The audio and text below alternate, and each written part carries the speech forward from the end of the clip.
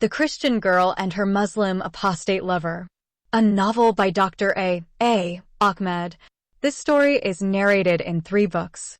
Book 3. Copyrights. All rights are reserved. No part of this book may be reproduced, stored in a retrieval system, or transmitted in any form or by any means without the prior written permission of the author, except by a reviewer who may quote brief passages in a review to be printed in a newspaper, magazine, school journal, or university article. This novel is a work of fiction, but the entire story is based on the actual life of a Muslim apostate girl in Sudan. Therefore, all names, characters, places, and incidents are either the product of the author's imagination or are used fictitiously. Any resemblance to actual persons, living or dead, events, or locales is entirely coincidental. Chapter 33. Meeting the Muslim apostate man Dr. Kamal. The female founder of the New Liberation Movement has found herself surrounded by danger wherever she goes. She knows millions of Muslims want her to be killed.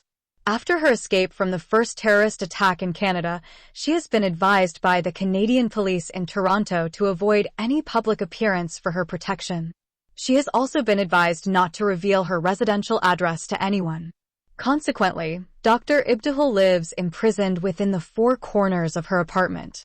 Even the owner of the building and neighbors do not know her real identity. Ibtihal has purchased 3 mailboxes under 3 different names. She has not given her real address to any of her followers and supporters. She even refused to have a phone in her apartment. She has an unlisted cell phone that cannot be traced by anyone through the internet. Ibtihal has 3 types of correspondence. The first type is from those who officially became members of the Muslims Liberation Movement and promised to spread the objectives of the movement in their circles of relatives, friends, classmates, and workplace colleagues. Those members receive regularly leaflets and short letters from the movement's female CEO. The second type is those who became members and pledged to support the movement financially by periodically sending some money. The third type, of course, is the haters who want to discourage the movement's founder and female CEO Ibtihal through life threats and negative criticisms. As time passed by, Dr. Ibtihal found it difficult to deal alone with the affairs of her Muslims Liberation Movement. She is doing the work of 3 employees, preparing short booklets, reading, and responding to letters. Therefore, she needs to employ some trustworthy people to handle the correspondence with her. In order to find people she can trust, Dr. Ibtihal found in the phone book addresses of a few Arab and Sudanese churches in Toronto. She used a public phone and talked to the pastors of those immigrant churches. Some of those pastors are scared to have contact with such a controversial female speaker and writer who may bring disaster to their families and churches. However, one pastor welcomed Dr. Ibtihal and promised to support her spiritually. He is the pastor of a big church of Arab immigrants who are originally from countries in the Middle East and North Africa. Dr. Ibtihal hesitated to reveal her residential address to that pastor, but she promised to visit him. The pastor invited her to come for a welcoming party that would be organized in the Arabic church in Toronto. He promised that her visit would be kept hidden from the media. He also promised that the members of his church would not be informed about her visit in advance. Her visit would be a surprise visit to his congregation. The famous Sudanese apostate woman Ibtihal arrived one evening at a spacious hall that the pastor of the Arabic church rented for the special occasion. As soon as the controversial female author arrived in the hall, the pastor introduced her and told his 2 types of congregations that her visit has been kept secret for safety purposes. The 2 congregations of Toronto Arabic Church consisted of Sudanese Christians who are originally from the south of Sudan, Nuba Mountains, and Darfur region, and Arab Christians who immigrated to Canada from Egypt, Syria, Jordan, Iraq, and Lebanon. Dr. Ibtihal is shocked when she saw the 2 congregations sitting separately on 2 sides as if they are Christians at a time of the social segregation in the United States of America or apartheid in South Africa. On the right side are sitting the Arab Christians as if they are white people, and on the left side are sitting the dark-skinned Sudanese Christians as if they are African Americans who used to be called in Arabic Zanuj or Negroes in English. Anyhow, when the black and the white members of the Arabic Church came to know that the Sudanese apostate woman who wrote 2 provocative books that shocked the foundation of Islam to its very core, and also she is the founder of the Muslims' liberation movement, she has come in person to attend their annual party. Each and every one of them has decided to call their friends, school classmates, work colleagues, and relatives to rush as quickly as possible to the hall to see the most famous Muslim apostate woman in the entire universe. Accordingly, every now and then, a bunch of members sneaked out of the hall, dialed the numbers of their friends and relatives, and informed them about the life opportunity of seeing the famous Sudanese woman face to face. Shortly after the arrival of the woman who turned the world upside down, the number of the black and the white congregations doubled. Then the number tripled and went on increasing until some newcomers were left out due to the lack of seats to sit in or space to stand on.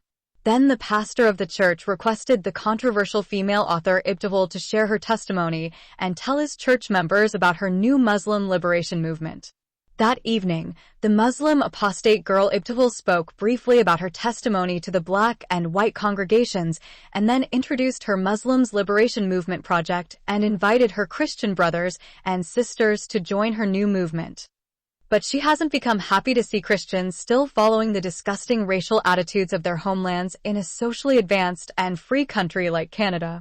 At that evening party, Ibtihal met an ex-Muslim Sudanese Christian man who will later become the second man in the Muslims liberation movement and will change the course of her life forever. Dr. Ibtihal is extremely glad to meet a Sudanese man who shared the same religious background with her, and he has almost the same vision she has for their Muslim people.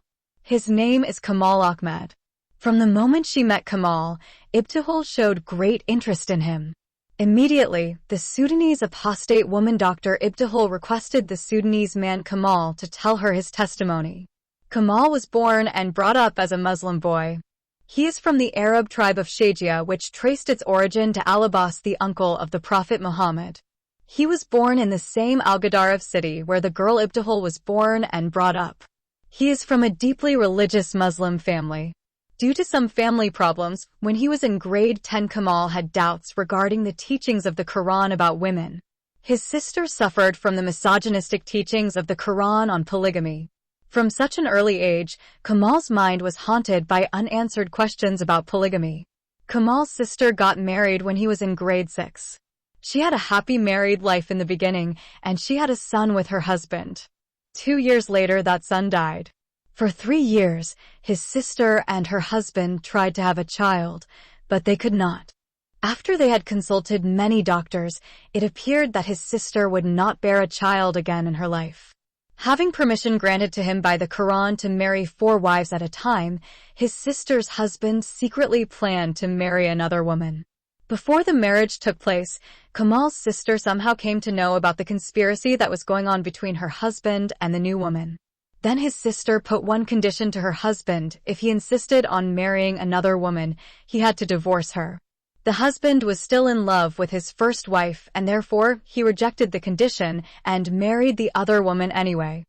To escape the pain of being humiliated by sharing her husband and bed with another woman, his sister ran to her father's house and determined not to return to her husband's house until he would divorce his second Muslim wife. The husband refused to divorce his new wife and took the matter to the Sharia court. The judge of the Sharia court passed the obedience sentence on the rebellious wife. Kamal said he could forget everything in his life except that day in which his own sister had been dragged like a notorious female criminal or an animal by the cops from her father's house and taken by force to her husband's house, which the Sharia court called it Bit Alta, or the House of Obedience. For many years, Kamal tried desperately to find justifiable answers to his questions, but all the Muslim imams, teachers, and preachers he asked could not meet his quest for just answers. Finally, Kamal turned to the study of philosophy and comparative study of religions in order to find an answer.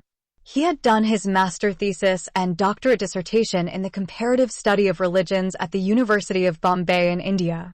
He obtained 2 bachelor's certificates, 2 master's degrees, and 1 doctorate in philosophy and comparative studies of religions from Indian and Canadian universities. While he was engrossed in those endless searches for the truth by the great Western and Indian philosophers, Kamal met Jesus Christ. Just a few verses uttered by the great master of all time answered the questions of Kamal. Jesus said, "But at the beginning of creation God made them male and female. For this reason, a man will leave his father and mother and be united with his wife, and the two will become one flesh." So, they're no longer two, but one flesh. Therefore, what God has joined together, let no one separate. The Gospel of Mark chapter 10, verses 6 to 9. What God has joined together, let no one separate. In those few verses, Jesus forbade polygamy and divorce. Dr. Kamal found justice and satisfactory answers to those questions that haunted his mind for an exceedingly long time.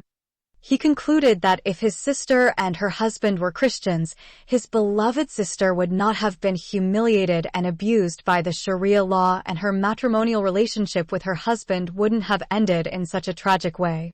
Chapter 34. The radio programs of the Muslims' liberation movement. The Muslim apostate woman Dr. Ibtihal found the Sudanese apostate man Dr. Kamal is sharing her call and vision from the first day she met him in that immigrant church that had a disgusting racial discrimination attitude that divided its congregations into white Arab masters and their black African slaves. She offered him a job as an assistant in her Muslims' liberation movement. Dr. Kamal gladly accepted the offer and promised to help. He is a gifted novelist. Before he met Ibtihal, he wrote profoundly and extensively on the misogynistic problems of Muslim women. He called himself a Muslim women's freedom male fighter. He is already being influenced by the works of the Sudanese apostate woman Ibtihal before he met her. Moreover, he has already initiated a program, which he called the Muslim Women's Rights Movement. Therefore, the Sudanese apostate man Dr. Kamal wanted to meet the brave and intelligent Muslim apostate woman, Dr. Ibtihal, from the time he heard about her proposal for Muslims' liberation movement. He had already heard her many controversial speeches and read her 2 provocative books. Likewise, he authored stories about the serious problems that each and every Muslim woman faces in her life as a daughter, a sister, a wife, and a mother. Dr. Kamal has a great deal of understanding and experience in his favor because he viewed the reality of those misogynistic problems with his own eyes while growing up in a Muslim society. He has a distinctive writing style that can break through social, religious, and cultural barriers and reveal the truth as it is. He has written 20 novels which deal with the misogynistic teachings of the Quran and the hadiths of the Prophet Muhammad on women in Muslim societies. The following is a list of his books on the issues of Muslim women in Islam. 1. The Verdict of Obedience Against the Muslim Apostate Girl. 2. The Unacceptable Love Between a Muslim Girl and a Christian Boy. 3. The Beautiful Female Teacher and the Marriage Addict. 4. Resettlement of a Muslim refugee immigrant and his 4 wives in Canada. 5. The Arab Sugar Daddy and the Beautiful Indian Girl. Part 1. 6. The Indian Child Bride and the Old Arab Husband. Part 2. 7. The Indian Miss World and the Rage of Muslims of the World. Part 3. 8. Christina and the Complete Jew. Part 4. 9. The Tears of God. Part 5. 10. The Hidden Life of the Prophet Muhammad. Part 6. 11. For the Sake of My Children. 12. Inaz and the 2 Unmarriageable Lovers. 13. Inaz and the Wicked Pastor of the Church. 14. Inaz and the Evil Imam of the Mosque. 15. Inaz and the Evil Minister of Justice. 16. Natasha and the Illegitimate Child in the Muslim Society. Part 1. 17. Natasha and the Illegitimate Child in the Muslim Society. Part 2. 18. The Abducted Bride. 19. The Runaway Wife. 20. The Harm Love. Later, he will write his 3 masterpiece books about Dr. Ibtihal, the Muslim apostate girl and her infidel Christian lover. Part 1 and Part 2, and the Christian girl and her Muslim apostate lover. Part 3. Those 3 books are going to be the most trustworthy and accurate biography ever written about the extraordinary life of the Sudanese apostate and dissident princess Ibtihal Taha al-Amin. Dr. Ibtihal employed the Sudanese man Dr. Kamal as her personal secretary and the second co-founder of her Muslims liberation movement. She promised to pay him a certain amount of money as a salary for his work. Dr. Kamal was not willing to agree to be paid for working for such a noble cause. But Dr. Ibtihal insisted on paying him because she wants him to work for her full-time. At once the Muslim apostate man accepted the offer and began to work with the controversial author Dr. Ibtihal shortly after he met her in that black and white Christian immigrant church. His duty is to help in answering the many letters that the movement receives daily. Then Ibtihal and Kamal worked together as a team for a few months. Dr. Ibtihal converted her apartment into an office and residence. Her secretary Dr. Kamal comes daily and spends 8 hours in Dr. Ibtihal's residential office working at his new job. He donated his 20 books to the Muslims liberation movement. He pledged that all his future writings would be used for furthering the cause of the movement. During this short period, the movement gained more followers and supporters. For the first time, some Muslims in Toronto responded to the call of the Sudanese apostate woman Ibtihal and joined the Muslims liberation movement. Dr. Kamal contacted some of those Muslims personally and began to do a follow-up with them. He understood that Dr. Ibtihal could not appear in public without risking her life. Therefore, he suggested that she should speak only on the radio and leave for him the task of the follow-up. He further suggested that the Muslims liberation movement should have its own radio program. Dr. Ibtihal approved the suggestion of her secretary and started a radio station that produces programs for furthering the cause of the liberation movement. The female CEO and her male secretary speak daily for 2 hours each on the Muslims liberation movement radio. The radio helped the movement to air its programs in the USA and Canada. Through the radio, they contacted and interviewed some of the new Muslim followers. Dr. Kamal proposed that the Muslims liberation movement should employ 2 of those new Muslim followers for their zeal and love for the movement. The selected followers are 2 young Lebanese girls. The 2 girls are sisters who secretly joined the movement without the knowledge of their Arab parents. In the beginning, Dr. Ibtihal was reluctant to employ the 2 sisters for fear of angering their Muslim parents. But when the 2 sisters courageously decided to work on the movement radio program and promised to bear the consequences of their decision, Dr. Ibtihal agreed to employ them. In a short period, the 2 Arab sisters made great contributions to the movement too. Their duties are to speak daily on the radio and respond to the writings of the listeners. Besides those 2 sisters, Dr. Kamal brought 2 Sudanese men, 1 Sudanese girl and 2 Egyptian girls to work on the Muslims liberation movement radio. Although all those 5 new employees were born and brought up as Christians in Christian homes, still Dr. Kamal had appreciated their love for the movement and their willingness to work with the Muslims liberation movement, although they are aware of the risk involved. When the number of the Muslims liberation movement employees began to increase, the female CEO rented a 3-bedroom apartment and converted it into an office and radio station. Chapter 35. The achievements of the Muslims liberation movement in a year's time.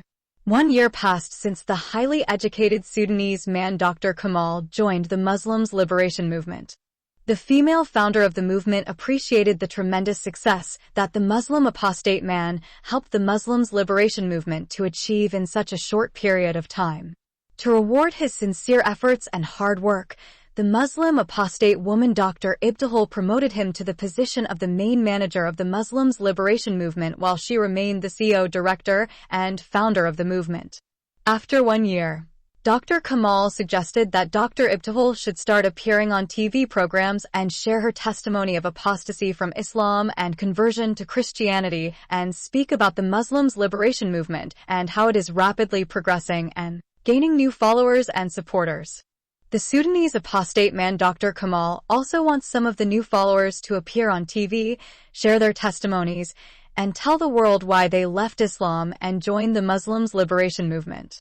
The controversial female author Dr. Ibtihal gladly accepted the new proposal of her manager and booked a weekly hour on the Vision channel. Every week she began to appear on Sunday evening on the Vision channel and speak for 1 hour about the goals, success, and progress of the Muslims liberation movement. Sometimes, Dr. Kamal appeared on the show too and interviewed a new follower of the liberation movement. Following the advice of Dr. Kamal, the movement started to produce a magazine. Copies of that magazine are mailed free of charge to the Muslims Liberation Movement new followers, supporters, radio listeners, and TV viewers. The radio and the TV programs are successful, but they are local and only listeners in the province of Ontario and viewers in Canada and the USA are benefited from them. For that reason, Dr. Kamal convinced the genius Sudanese female speaker and writer Dr. Ibtihal to appear on the international Christian channel that is known as Miracle Channel. After 1 year from the time the Muslims Liberation Movement launched its worldwide program, the movement convinced a large number of people all over the world to join it. Also, the movement received over $1 million in donations from supporters all over the world. Some of the donors preferred to keep their identities hidden for security purposes. The Muslims Liberation Movement could not be able to achieve worldwide acceptance from international organizations such as the United Nations, human rights organizations, and the International Criminal Court in the Netherlands. On the contrary, some of those organizations criticized Canada for giving a base for such anti-Islamic movement. Surprisingly, the American feminists in the USA openly condemned the Sudanese female founder of the movement and considered her to be a bigot ex-Muslim woman. Some called her a mentally disturbed and psychopathic woman who is suffering from psychological disorders. They also accused her of having an inferiority complex. They believed that the kidnap and slaughter of her late Christian lover by a few Muslim terrorists made her hate all Muslims of the world and considered them dangerous terrorists, including their women and children. Therefore, to take revenge on all Muslims, she created her anti-Islamic movement. Despite such negative attitudes from the feminists, the female CEO of the Muslims Liberation Movement ignored them when she came to know some of them are Muslim feminists who came from some third world countries such as Somalia, Sudan, Nigeria, Egypt, Iraq, Syria, Iran, Pakistan, Afghanistan, and Indonesia, and other Muslim and Arab countries. She also knows the phrase Muslim feminist is an oxymoron statement because all Western feminists are atheists. Despite that, those Western atheist feminists accepted those Muslim women to join them while they openly hate Christianity and consider it the cause that led their male counterparts to abuse them and own them as wives and prostitutes. They are showing blind eye to the disgusting anti-feministic and misogynistic teachings of the Quran and the hadiths of the alleged prophet of God Muhammad, such as polygamy, wife-beating, female child marriage, female genital mutilation, and bodily covering through the hijab and burqa. To run the work effectively, the Muslims Liberation Movement has employed up to 50 persons within a year. All the employees were carefully screened before they were selected. The movement refused to employ any person who did not agree with the policies and the goals of the Muslims Liberation Movement. Meanwhile, the movement continued to run its work from rented apartments. Those hidden offices are held in high confidentiality. In each apartment, the movement kept 4 or 5 employees.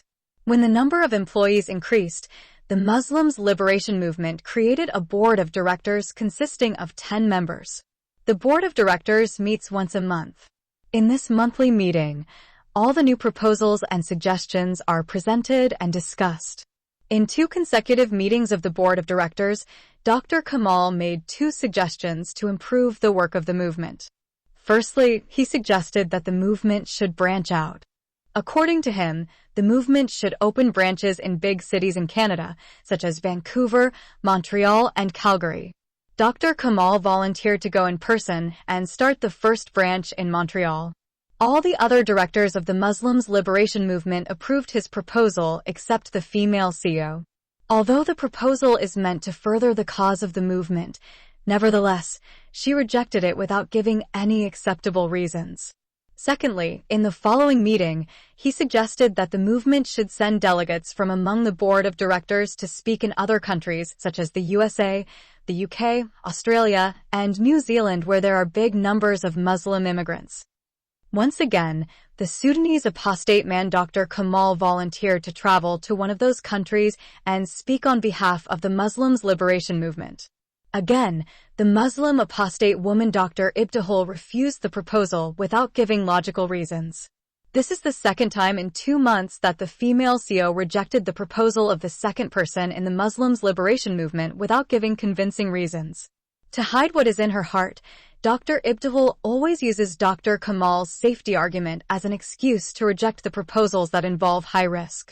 She understood that he is led with great zeal and love for the Muslims' liberation movement, that he may not hesitate for a second to sacrifice his life for the movement. The truth is that Dr. Ibtihal does not want to give the Muslim terrorists another chance to deprive her of her second dear lover. Chapter 36. Conflict of interests in the life of Dr. Ibtihal. After the tragic death of her late Christian lover, Dr. Samir Peter Dang, the terribly abused Muslim apostate girl Dr. Ibtihal Taha Alamin thought that she might never find another man to fill the emptiness and heal the deep hurt that the brutal slaughter of her handsome lover had caused inside her heart. 2 years had already passed since her lover was brutally beheaded by the Muslim terrorists in Chad. She couldn't be able to overcome the great loss and the deep injury that was inflicted in her heart due to the evil deed of those demon-possessed Muslim terrorists. For 2 years, she was having one unwavering goal that she determined she must never rest until she exposes the cause of Islamic terrorism and rids the world of it.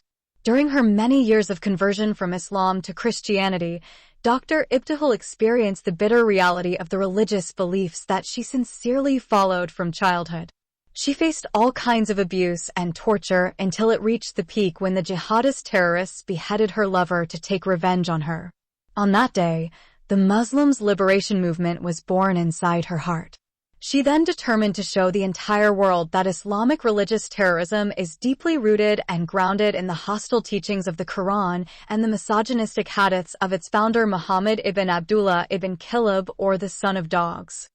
When Dr. Ibtihal met the highly educated Sudanese man Dr. Kamal, she found him to be sharing this same divine calling and heavenly vision that she has. She admired his zeal and brilliant ideas. Through him, the Muslims' liberation movement achieved rapid success and gained more followers and supporters. She found herself attracted to him emotionally. Even so, she fought any feelings that tried to favor him more than other members of the working team.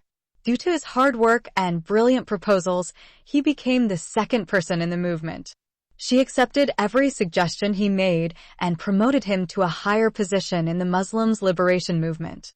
In a short time, he was able to take her out of her exclusion and small circle and connected her with the outside world. He brought new employees to the movement whenever the need required that. All the people he brought to work with Ibtihal proved to be sincere and good workers and made great contributions. Consequently, the highly educated Sudanese apostate man Dr. Kamal's outstanding and unique personality has forced the genius Muslim apostate girl Dr. Ibtihal to fall in love with him. Even so, she convinced herself somehow that she just is admiring him as a good and sincere member of the Muslims' liberation movement. For 1 year, the pretty young Sudanese girl Ibtihal lived in this self-denial and self-deception. However, when the Sudanese apostate man Dr. Kamal proposed those 2 risky proposals, the female CEO, the Muslim apostate woman Dr. Ibtihal rejected them because she did not want to risk losing another lover. All the directors of the Muslims' liberation movement are displeased with her unjustifiable stand against such promising proposals. That day Dr. Ibtihal could finally confront herself and admit that she is in love with one of her directors. She knew and understood that if she would not reveal her love to her new lover Dr. Kamal, then there would always be a conflict of interests. In the last 2 meetings of the board of directors, her personal interests were selfishly placed above the movement's interests, and hence she is hindering the future progress of the Muslims' liberation movement. She is facing the 2 horns of a serious dilemma. On one hand, if she would accept the proposals of her lover and allowed him to travel to foreign countries, he would be exposed to possible assassination or kidnapping by the Muslim terrorist groups. Dr. Ibtihal does not want another person to be killed because of her, and especially when that person is her own apostate lover. She knows Muslim terrorists would hate her apostate Muslim lover more than her late Christian infidel lover. Therefore, if he falls in their hands, they will not behead him but burn him alive. This is because the Sharia orders any apostate from Islam is to be burned and his remains not to be buried in any graveyards. For that reason, the followers of ISIS had burned alive the Royal Jordanian Air Force pilot Safi Youssef al-Qasasbeh because they considered him to be an apostate from Islam and a traitor who joined the US-led coalition against the Islamic Caliphate. On the other hand, if the Muslim apostate girl continues to oppose any proposal that jeopardizes the life of her Sudanese apostate lover, then the movement will remain confined to a small part of the world. The highly educated Sudanese apostate man Dr. Kamal wants the whole world to hear and participate in the mass liberation of over 1 billion Muslim prisoners. The Muslim apostate girl Dr. Ibtihal tried to find a solution to her problem, but she could not find any way out. Another problem that prevented the Muslim apostate girl from revealing her love to her Sudanese apostate lover is his stance toward her. He almost worships her and looks at her as one of the greatest figures that the world ever produced. He is considering her as an ideal to be imitated by everybody and as a heroine to be glorified and idolized by all human beings. Simply put, from the time she met him, the lovely apostate girl discovered that the highly educated Sudanese man worships her as his goddess. She doesn't know her apostate lover loves her as the goddess Aphrodite, who is associated with erotic, love, beauty, desire, pleasure, passion, procreation, and all aspects of sexuality, or the goddess Athena, who is associated with wisdom, courage, inspiration, civilization, law and justice, strategic warfare, strength, strategy, the arts, crafts, and skill. Therefore, she doesn't know if his love for her platonic love or erotic love is. This idolized image blinded Dr. Kamal and prevented him from seeing a deep love the pretty Sudanese girl Ibtihal has in her heart for him. Yet, there is another serious problem that hindered Princess Ibtihal from revealing her love to the apostate man Kamal is his feelings towards another female employee of the Muslims' liberation movement. After 6 months from the time Dr. Kamal joined the movement, he brought a Jordanian girl to work with the Muslims' liberation movement. The Arab girl is an ex-Muslim who responded to the calling of the movement, forsook Islam, and joined the Muslims' liberation movement. Moreover, the girl is beautiful, young, smart, and has an extraordinary, charming personality. In fact, she won the love of every member of the Muslims' liberation movement as soon as she joined the working team. Everybody loves her and everyone wants to work with her. She too loves everyone. Therefore, the Sudanese apostate girl Dr. Ibtihal is not sure whether the feelings the Muslim apostate man Dr. Kamal has for that Arab girl are special or just like everyone else he loves her outstanding personality. Yet, one more problem standing in the way of Ibtihal is the fear of losing his trust and love if she reveals her love to him and discovers he doesn't love her and hence losing his respect and the respect of other members of the movement. She does not want to be considered a selfish female boss who uses her position and tries to force her love on her employees. She also does not want others to say that she took advantage of her position as a female CEO in the movement and tried to force one of her employees to love her and marry her. Dr. Ibtihal feared that she might be exposed and betrayed by her feelings if other members of the movement knew already Dr. Kamal is in love with the Jordanian girl. For all those reasons, Dr. Ibtihal put the interests of the Muslims' liberation movement first and pushed her interests aside. However, her last 2 irrational objections to Dr. Kamal's proposals had reversed the order, and her personal interests began to push themselves forward and kick the interests of the Muslims' liberation movement backward.